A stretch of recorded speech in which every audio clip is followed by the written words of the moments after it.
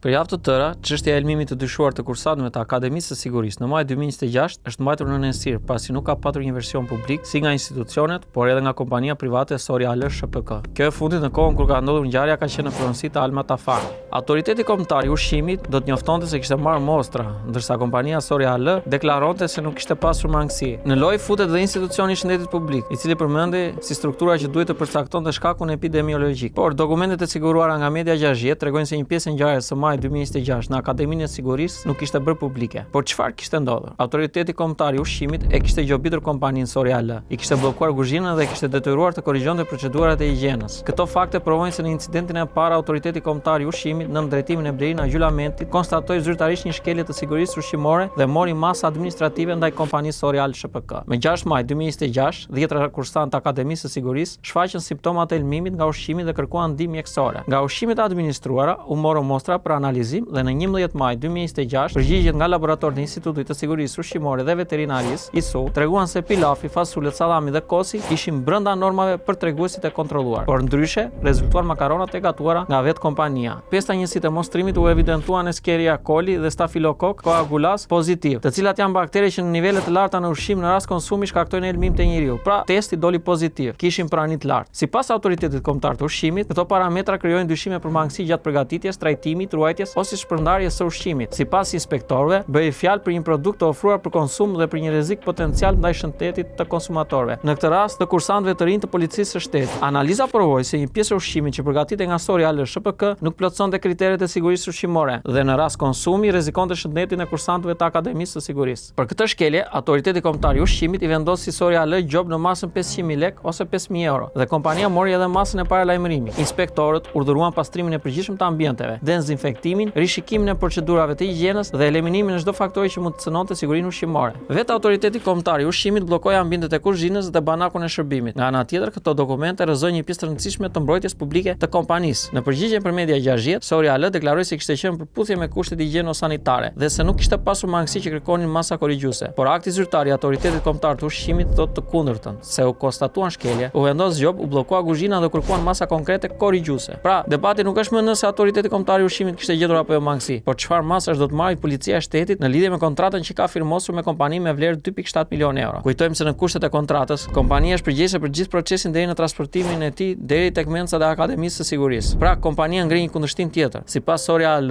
tashmë pronësi të Ramazan Trokës prej qershori 2026, makaronat i përkisin vaktit të darkës dhe nuk kishin konsumuar nga kursantët, të cilët kishin shfaqur simptoma pas drekës. Në përgjigjen zyrtare për redaksin, Sorial tha se makaronat kishin qëndruar të ekspozuara për më shumë se 6 orë. Por, proces verbal i akuzës përmban versionin nga përfaqësuesja e kompanisë, ku shkruhet se mostra ishte marrë në orën 23:00 dhe produkti kishte qëndruar në banak që prej orës 18:00. Ky kundërshtim është i rëndësishëm për të përcaktuar nëse makaronat ishin burimi i simptomave. Argumenti i kompanisë hap një problem tjetër, në çfarë kushtesh u mbajtën makaronat gjatë atyre 5 apo 6 orëve. Tenderi e detyronte Sorial të Alma Tafanit në atë kohë dhe së fundmi me pronar Ramazan Troka ta mbante ushqimin në temperaturën e përshtatshme, ta mbronte nga kontaminimi dhe të garantonte sigurinë e tij deri në konsum. Nëse ushqimi u kontaminua gjatë qëndrimit në banak, kjo nuk e zhduk përgjegjësinë. Ajo është vendos pikërisht te ruajtja dhe shpërndarja, dy faza që autoriteti kombëtar i ushqimit i përmend në vendim si burime të mundshme të mangësisë. Edhe vetë inspektorët shënojnë se të gjitha mostrat u çuan në laborator në të njëjtin orar dhe vetëm makaronat dolën jo konforme. Kjo nuk provon se makaronat ishin të kontaminuara që në gatim, por dobësoni den se problemi u krijua nga transporti i gjitha mostrave drejt laboratorit. Në këtë pikë hyn edhe përgjegjësia e Akademisë së Sigurisë. Sipas dokumenteve të tenderit, për çdo vakt duhet të ndajë një kampion zyrtar, të ruajë në frigorifer dhe të mbajë të paktën 24 orë. Në rast ankese, kampioni duhet të ruajë deri në përfundimin e verifikimeve. Nëse mostra e analizuar nuk ishte kampioni zyrtar, Akademia duhet të tregojë ku ndodhi kampioni i darkës, kush e ruajti dhe pse nuk u përdor ai për analizë. Pikërisht këtu dosja mbetet e paplot. Dokumentet e reja tregojnë gjobën, bllokimin dhe detyrat korrigjuese, por nuk tregojnë qartë aktin me të cilin përfundoi bllokimi pas incidentit të parë. Nuk është bërë publik as proces verbal i zgjesimit të makaronave dhe as verifikimi me të cilën autoriteti kombëtar i ushqimit konstatoi se kompania i kishte përmbushur masat e vendosura. Madje Sorial ka deklaruar se laboratorët e Institutit të Shëndetit Publik dhe një VKSH Tiranë nuk kishin të akredituar nga drejtoria e përgjithshme e akreditimit. Kompania përdori këtë për të vënë në dyshim rezultatet administruara në dosje. Për Media 60, Instituti i Shëndetit Publik sqaron se nuk ka analizuar ushqimet. Sipas institucionit, puna e tij është përqendruar te ujë dhe materialet biologjike të marra nga njerëzit. Instituti deklaron gjithashtu se disa laboratorë të tij kontrollohen ose akreditohen nga organizma ndërkombëtare dhe laborator referent. Por përgjigjja më e rëndësishme e Institutit të Shëndetit Publik lidhet me mënyrën se si përcaktohet burimi i një ngjarje. Instituti thotë se hetimi epidemiologjik nuk mbështetet vetëm te laboratori. Ai analizon simptomat, intervistat me personat, ushqimet e konsumuara, kohën e ekspozimit, kontaktet dhe lidhjen mes rasteve. Sipas ISHP-s, të dhënat epidemiologjike mund të japin pjesën kryesore të informacionit për burimin e mutshëm, ndërsa analizat laboratorike e konfirmojnë ose e plotësojnë atë. Pra mungesa e akreditimit kombëtar për një laborator të Institutit të Shëndetit Publik nuk e bën automatikisht pavlefshëm gjithë raportin epidemiologjik. Por ISHP nuk i përgjigjet pyetjes kryesore të rastit. Çfarë konstatoi konkretisht hetimi epidemiologjik për kursant akademisë? Instituti shpjegon metodologjinë, por nuk dorëzon raportin. Nuk tregon nëse është identifikuar një ushqim, një patogjen, një burim tjetër apo nëse shkaku ka mbetur i papërcaktuar. Në incidentin e parë, një mostër makaronash doli jo konforme. AKU e konsideroi produktin rrezik potencial. Gjopiti Sori AL SHPK bllokoi kuzhinën dhe urdhëroi masa korrigjuese, por nuk është provuar se ato makarona konsumuan dhe shkaktuan simptomat. Në incidentin e dytë, të gjitha mostrat e ushqimit dhe tamponët e kontrolluar nga ISUVI dolën brenda normave. Kuzhina është bllokuar mbi këtë bazë, por shkaku i shqetësimeve të kursantëve nuk u përcaktua nga analizat ushqimore. Instituti i Shëndetit Publik thotë se hetimi epidemiologjik mund të përcaktojë burimin edhe duke analizuar simptomat dhe ekspozimin, por raporti konkret nuk është bërë publik. Ndërkohë dokumentet e gjobës dhe të bllokimit të incidentit të parë ju dhan media 60 vetëm pasi redaksia u ankuat te komisioneri. Kompania Sori AL SHPK deklaroi se do dilte me deklaratë publike në lidhje me incidentin që ka ndodhur në 6 maj te Akademia e Sigurisë, por deri në publikimin e këtij materiali nuk ka patur asnjë reagim publik nga kompania.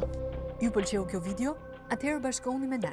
Na ndiqni në Instagram, Facebook dhe TikTok dhe bëni subscribe në YouTube. Klikoni like dhe share dhe aktivizoni njoftimet për të mos humbur asnjë video të re. Faleminderit për mbështetjen.